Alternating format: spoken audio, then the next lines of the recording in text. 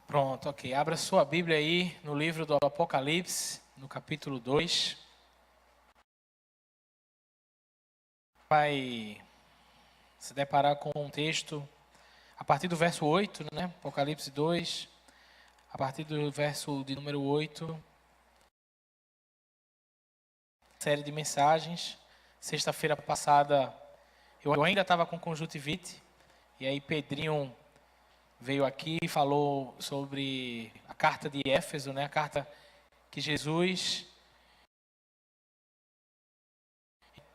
escrever para a igreja de Éfeso, e hoje a gente está lidando com a carta que o próprio Senhor manda João escrever para a igreja de Esmirna, ok? Só uma pincelada desse texto aqui, um pouco dessas 7 cartas. Talvez eu vá chovendo molhado, talvez você já saiba dessas coisas, mas só para a gente. O livro do Apocalipse, ele é chamado literatura apocalíptica. Parece meio redundância, mas não é. A Bíblia é cheia de estilos literários. Por exemplo, Salmos, Provérbios, Eclesiastes, é literatura de sabedoria, né? É o próprio estilo chamado Evangelho, que é uma narrativa biográfica. Cada um desses gêneros literários, a gente precisa ler conforme o autor está propondo. Eu não posso ler um provérbio da mesma forma que eu leio um salmo. Eu não posso ler uma história proposta por Jesus. Então, a gente precisa separar essas coisas para poder entender bem. E uma característica da literatura apocalíptica é o uso de alguns símbolos. Tem alguns símbolos para entender melhor essa literatura aqui. Então, um exemplo prático para a gente poder entender é o número 7. E aí não tem a ver com numerologia, mas tem a ver com a própria proposta dessa literatura. Esse número 7, com a ideia de número da plenitude. No Apocalipse você vai ver as 7 taças da ira de Deus. A plenitude da ira de Deus está falando, as 7 taças se refere a isso. Os 7 espíritos de Deus, né? E as 7 igrejas. Os 7 candelabros de ouro. Essa tem a ver com plenitude. Ok? E diz pra gente que essa carta de Esmirna, Tiatira, Laodiceia, por aí vai. Está falando de carta de Jesus, a plenitude de todas as igrejas de todos os tempos. Então, compreender, se você é um cristão, você precisa compreender, porque essas 7 cartas, Jesus ele está escrevendo para a igreja, para todas as igrejas de todos os tempos. Então, é muito importante a gente entender que Jesus pensou na gente, quando pensou na nossa comunidade, quando escreveu essas 7 cartas. Essa ressalva, muito importante a gente... 7 cartas, elas têm um estilo que se repete esse mesmo estilo, a gente vai ver aqui, né? Normalmente essas 7 cartas, elas apresentam o autor da carta, perdão, ela começa dizendo a quem a carta é endereçada, joia, depois ela vai dizer quem é o remetente, quem é a palavra de elogio, quando há uma palavra de elogio à igreja. Tem igreja que não tem palavra de elogio, como por exemplo Laodiceia, uma igreja terrível que não tem do que se elogiar, então não tem palavra de elogio. Uma crítica ou uma exortação ou um chamado ao arrependimento em seguida,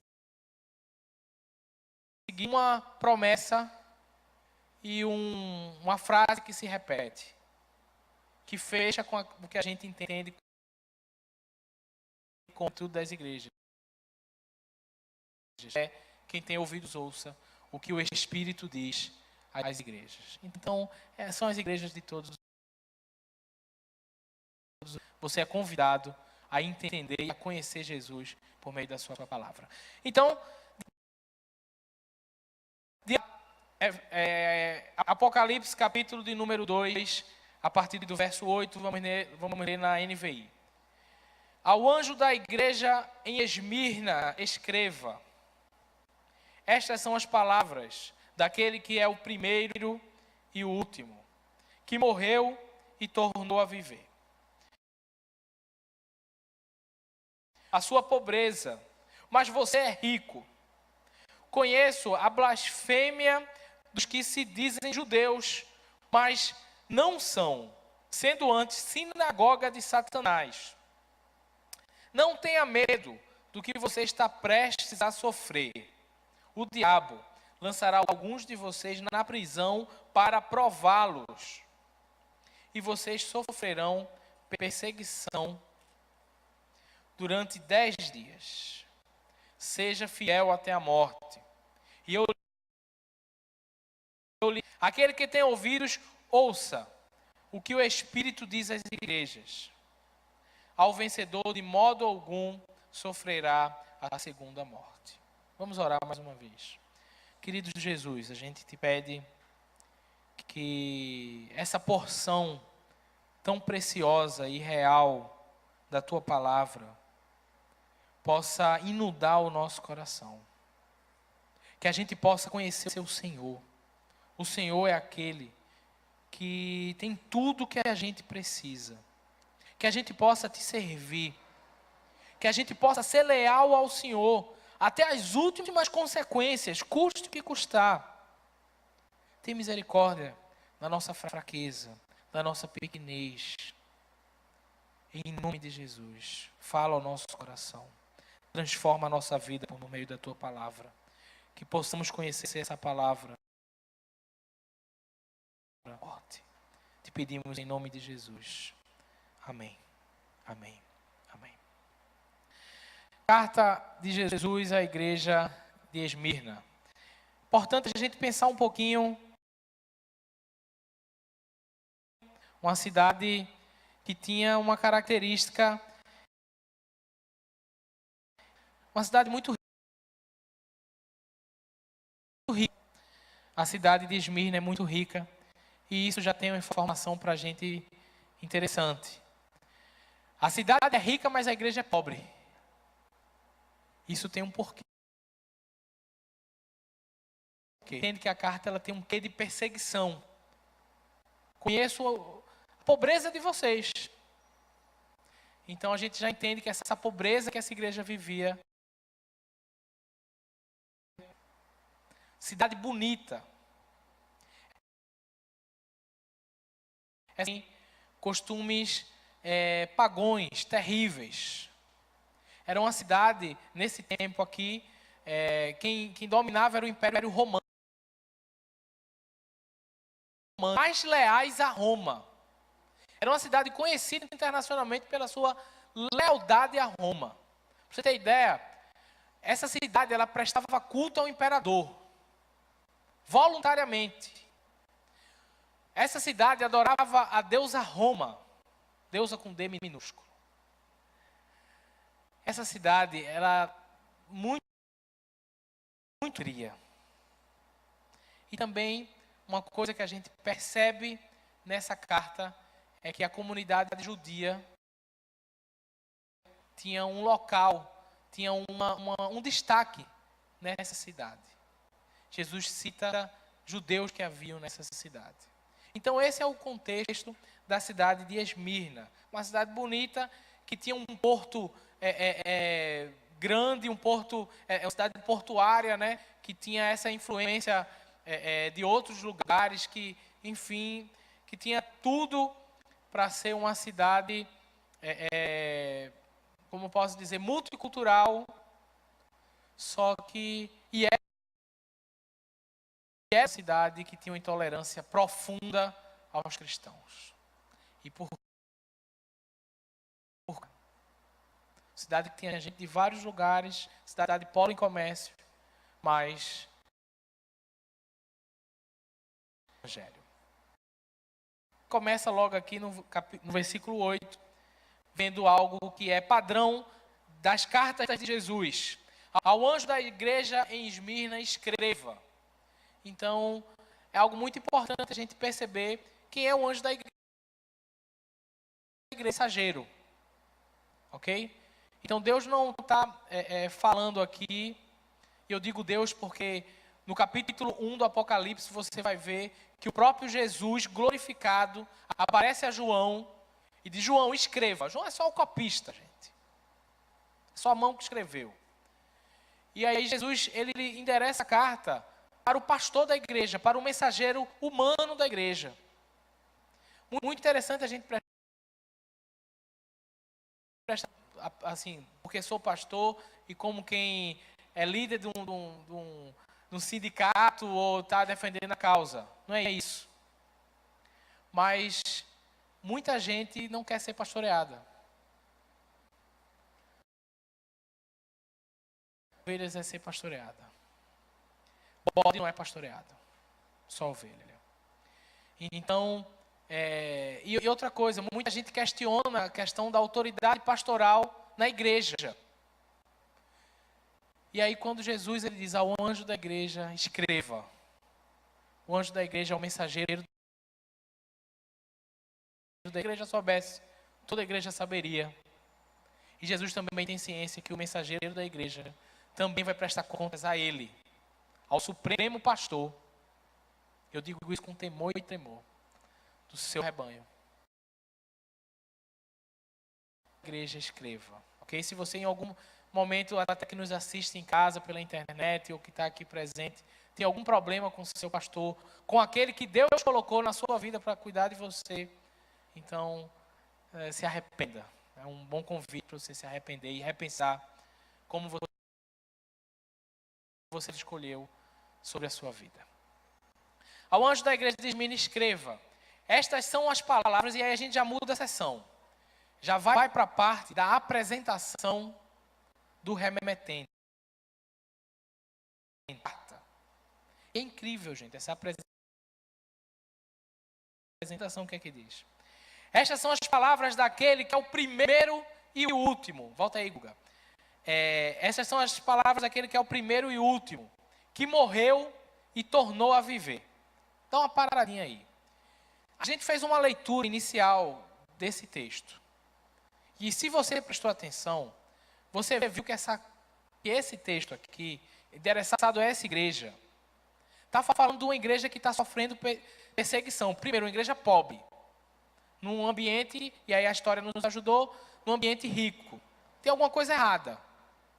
Né? Normalmente, numa cidade rica, o nível social se eleva junto. Ok?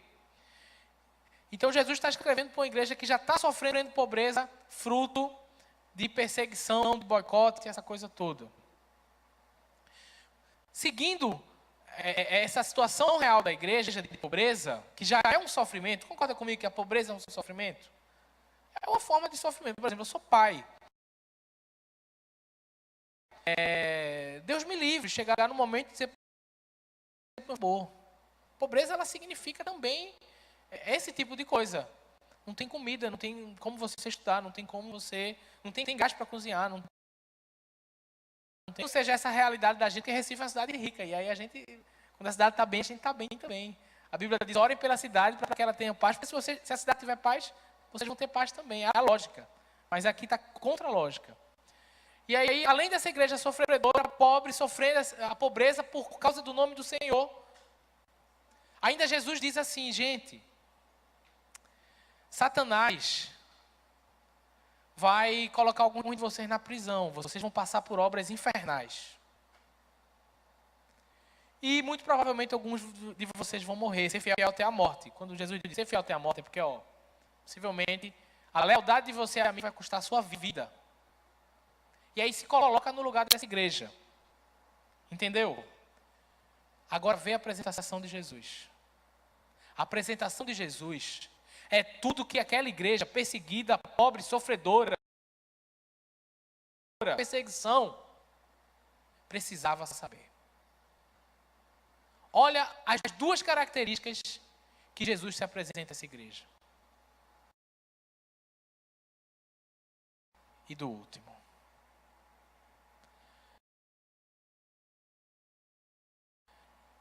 A última palavra não vem daqueles que estão maltratando vocês por causa da sua fé.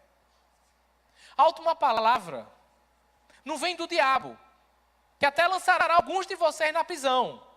Ele vai lançar, mas a última palavra não é dele.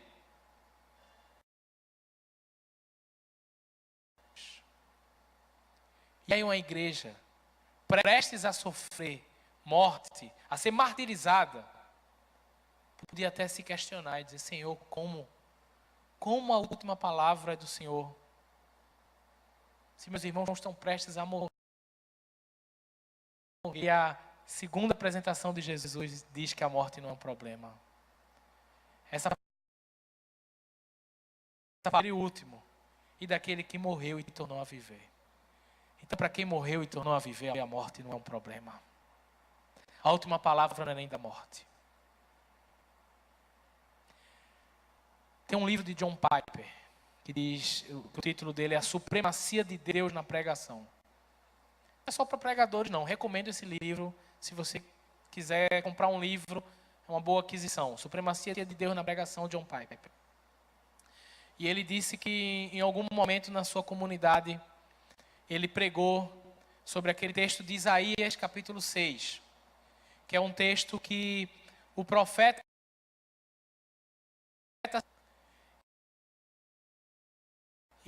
e ele diz assim, ai de mim que sou pecador, e aí Deus vai, perdoa ele, restaura ele. Mas é um momento que o John Piper, nesse livro, ele vai dizer que ele pregou isso para a igreja sobre a glória de Deus. Fechou a Bíblia dele e não fez nenhuma aplicação. Entendendo a glória de Deus, você tem uma vida sábia. Não, ele não fez isso. Porque ele disse assim, olha, simplesmente conhecer a Deus é a nossa maior necessidade. Isso mexe com tudo em nossa vida. Por isso que o apóstolo Paulo, aos Efésios, carta, para que os iluminados, para que eles conheçam o Senhor. Porque se eles conhecessem o Senhor, aquilo ali bastaria. Jesus se apresenta a essa igreja. E só a apresentação de Jesus é tudo que a igreja precisava saber. É o bálsamo que a igreja precisava. A última palavra é de Jesus. E que a morte não tem poder sobre Jesus, não teve poder sobre Jesus. E também não terá poder sobre aqueles que por causa dele receberam a adoção. Ter Jesus é tudo o que você precisa. Por isso se dedique a conhecê-lo. Se dedique a buscar a sua face. Conhece mais sobre Jesus. Isso afeta a sua forma de viver, a sua forma de olhar o mundo, a sua forma de ser. Mais precisa nessa vida. Seguindo, dizendo, conheço as suas aflições. Esse texto aí é muito interessante. Esse aí já é outra divisão. Já é uma parte que Jesus fala, e esse termo ele usa em todas as cartas, que é que Jesus faz questão de dizer, olha, eu sei para quem eu estou escrevendo. Eu sei quem são vocês. Eu conheço vocês. E aí ele vai dizer, é incrível, ele vai falar sobre o contraste da opinião pública em detrimento ao seu veredito. Vou repetir aqui. O contraste da opinião de Jesus, o contraste da opinião pública e o seu veredito. Que contrastes há? E a sua pobreza. mas você é rico. Então, e pobreza. Logicamente, a pobreza gerando aflição. Aos olhos das pessoas, aquela é uma pobre igreja. Aflita igreja. Sofredora igreja. Povo pobre, sofrido. Esse era o diagnóstico. Mas Jesus, ele tem um diagnóstico diferente. Conheço que vocês sofrem, que vocês estão aflitos e pobres, mas na verdade vocês são ricos. Diante de mim, vocês são ricos. E aí outro contraste. Conheço a blasfêmia dos que se dizem judeus, mas não são, sendo antes sinagoga das alianças de Abraão, das alianças de Moisés, da aliança de Moisés, tido como o povo de Deus, o povo que Deus fez sinais, prodígios, mas aqueles que se dizem povo de Deus, aqui Jesus está dizendo, não é não, é sinagoga de Satanás, pertencem a Satanás, trabalham para Satanás, militam por Satanás. Mais uma vez a opinião pública está errada. Quem é você? Não de acordo com a opinião pública, mas de acordo com o veredito de Jesus. Se a você, Jesus Cristo, escrevesse uma carta, o que é que você acha que ele diria sobre você? O que é que as pessoas falam sobre você, mas que na verdade não é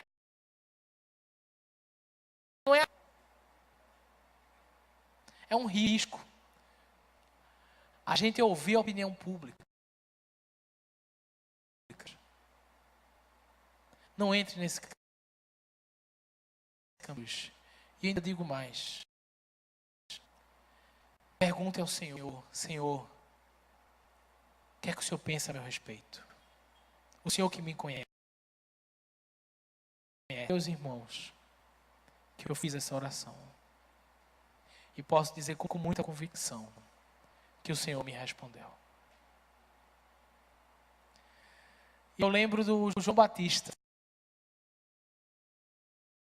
no deserto.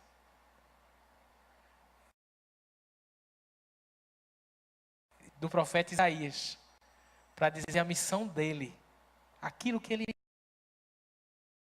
é. Deus fale a você por outros meios. Ele vai dar.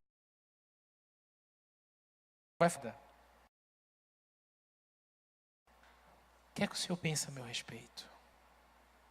E aí, gente, não importa muito o que os outros pensam. Porque no final da história, que tem a última palavra, é Jesus. A palavra dele define a nossa eternidade. Por isso, procure saber dele. A meu respeito. Seguindo, irmãos, para o versículo 10. Jesus traz aqui algumas advertências. Não tenha medo de sofrer. Realmente, vocês vão sofrer. Mas não tenha medo disso.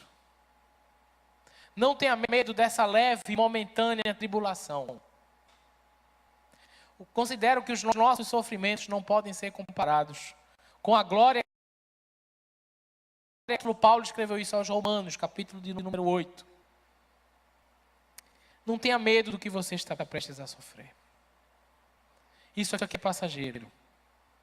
Nesse mesmo capítulo 8, o apóstolo Paulo vai dizer que se tomarmos parte no seu sofrimento, também tomaremos parte na sua glória. Inclusive, irmãos, é algo que faz parte do caráter do cristão, é entender que ele vai sofrer. No começo do ministério de Jesus, quando ainda nem havia perseguição contra Jesus, Jesus ele vai falar 8 bem-aventuranças, no capítulo 5 de Mateus. E ele vai falar sobre caráter, ele vai falar sobre ser pobre de espírito, ser humilde, ser puro de coração, ser manso.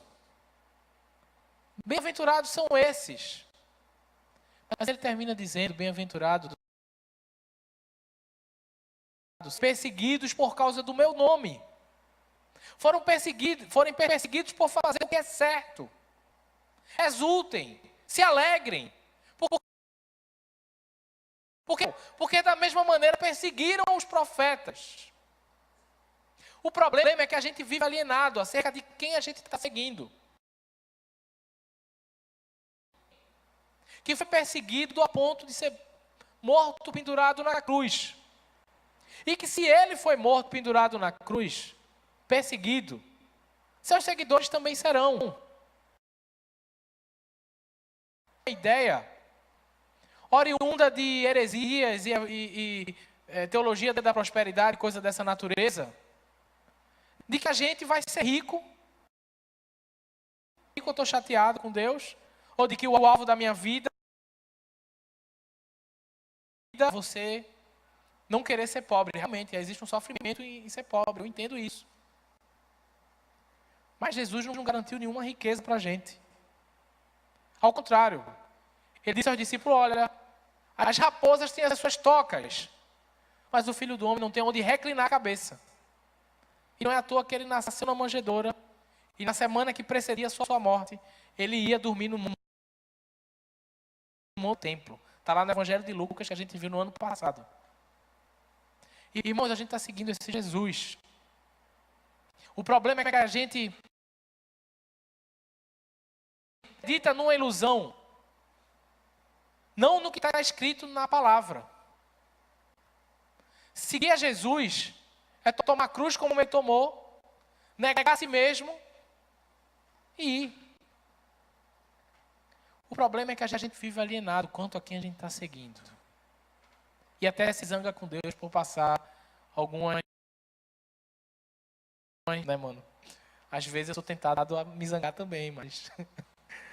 Verdade, gente. Senhor, até quando? Está doendo, está apertado. Mas Jesus é esse.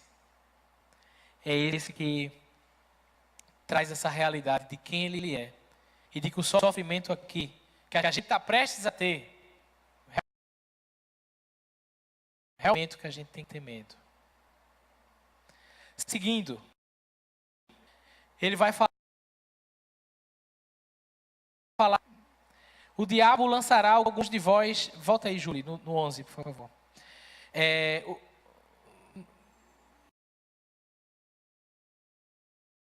No 10. Não temas o que há de sofrer. O diabo lançará alguns de vocês na prisão para prová-los. Obras infernais. A igreja pode sim passar por obras infernais. E outra coisa, gente. Faz parte. Jesus passou. Os apóstolos passaram. A gente não está isento a isso. O diabo está para lançar alguns de vocês na prisão para prová-los. E vocês sofrerão perseguição durante 10 dias. Essa prova tem um tempo. São 10 dias. Esse sofrimento, ele tem um prazo de validade. Ele não vai durar para sempre. Por isso que você não deve temer. Vai passar logo. Calma. Confia em mim. Eu tenho a última palavra. Esse sofrimento durará 10 dias. Também é um número simbólico. Tá bom, gente? Não quer dizer 10 dias realmente, cronologicamente. Lembra que a gente está tratando de uma leitura apocalíptica. Seja fiel até a morte, e eu lhe darei a coroa da vida. Seja leal a mim até a morte. Vai ter morte nessa história aí. Alguns de vocês, por causa do meu nome. Mas entenda uma coisa. Seja leal até o fim.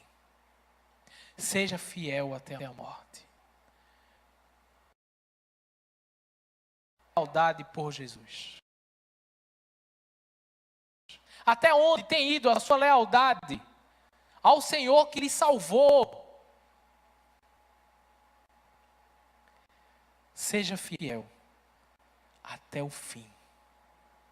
A duração dessa prova, dessa obra maligna, são 10 dias. É um tempo que vai ter fim.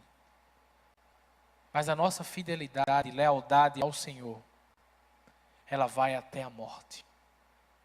Seja fiel até a morte, que eu lhe darei a coroa da vida.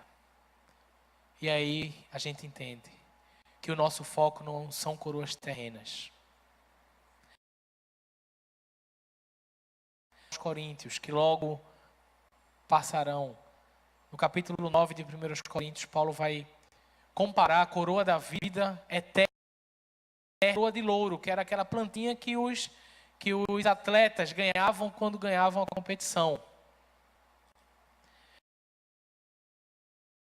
São duro, tem uma disciplina pesada para ganhar uma coroa que logo.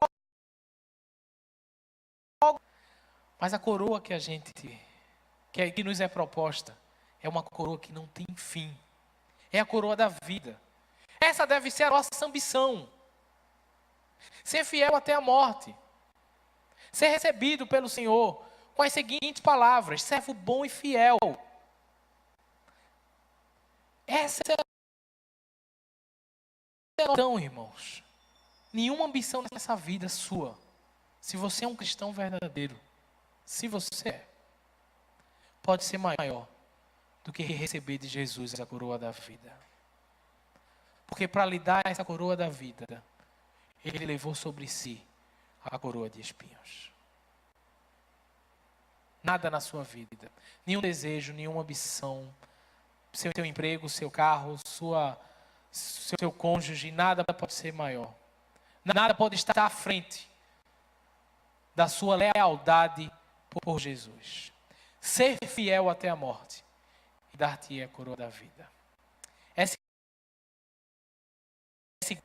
do seu pastor, chamado Policarpo, que no dia 23 de fevereiro, no ano 156, vou olhar aqui na minha fila, para ver se é essa data mesmo, que eu não sou muito bom de data não. Vamos ver aqui. Isso mesmo. 23 de fevereiro de 156, no ano 156. Policarpo, bispo de Esmirna, pastor de Esmirna, transpirava perseguições contra. E Policarpo sempre fugia. Deus sempre dava o livramento ao pastor da igreja Policarpo.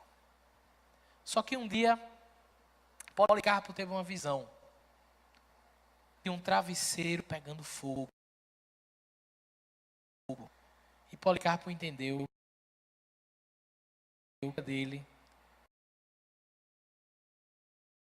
morto por causa da palavra. E aí Policarpo parou de fugir. E aí a história diz que quando foram prender Policarpo, os soldados chegaram em sua casa. Policarpo era um senhor de 86 anos. Policarpo pediu para orar durante 1 hora. Imagina a cena, vem os soldados prender Policarpo. Que vocês me dessem 1 hora para eu orar. E aí os soldados, até pela questão da idade do Policarpo, concedeu a ele essa 1 hora para ele orar. E a história diz que Policarpo orou por mais de 2 horas. E ele orava de forma tão piedosa que ninguém.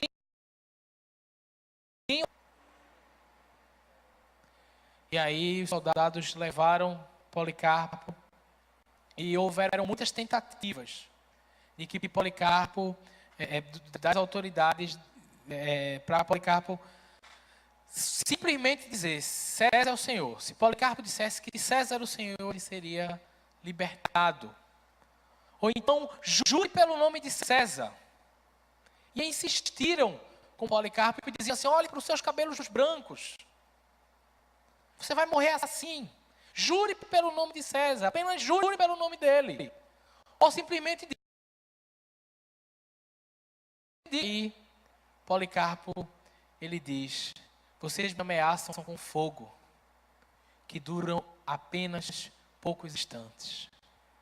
Mas se vocês não se arrependerem, vocês queimarão com fogo, que nunca terá fim. Outra frase muito conhecida de Policarpo é: eu servi anos. Como blasfemaria eu ao meu rei que me salvou? Foi como um cordeiro amarrado com os pés para trás e com as mãos para trás. E incendiaram a pira. E aí diante de uma multidão, e aí de forma sobrenatural, de forma milagrosa, o fogo não consumiu. Pão era sentido por aqueles que presenciavam aquilo. A ponto que um soldado foi e enfiou a lança em Policarpo, e ele sangrou tanto que apagou Fiel até a morte. Até que ponto a sua lealdade ao Senhor vai? Eu já ouvi algumas pessoas dizendo assim: olha, Fábio, eu não sou um cara fiel a Deus, não. Vou negar o nome de Jesus. Eu não vou negar, não. O próprio Jesus ensina, é fiel no muito. Quem é infiel no pouco, também é infiel no muito. Irmãos, não passamos nesse instante por momentos como a igreja de Esmirna. Mas até que ponto, no nosso cotidiano, nas nossas ações simples e pequenas da vida, temos sido fiéis e leais a Jesus? Quem é fiel no pouco, será fiel no muito. Ser fiel até a morte, e eu lhe darei a coroa da vida. Queria chamar... Renatinha está aí? Cadê Renatinha? Vem, Renatinha. Tu sabe que tua vida é essa aqui. A gente vai dividir agora rapidamente, gente, em grupos pequenos, e vai conversar um pouquinho sobre o que a gente viu nessa noite.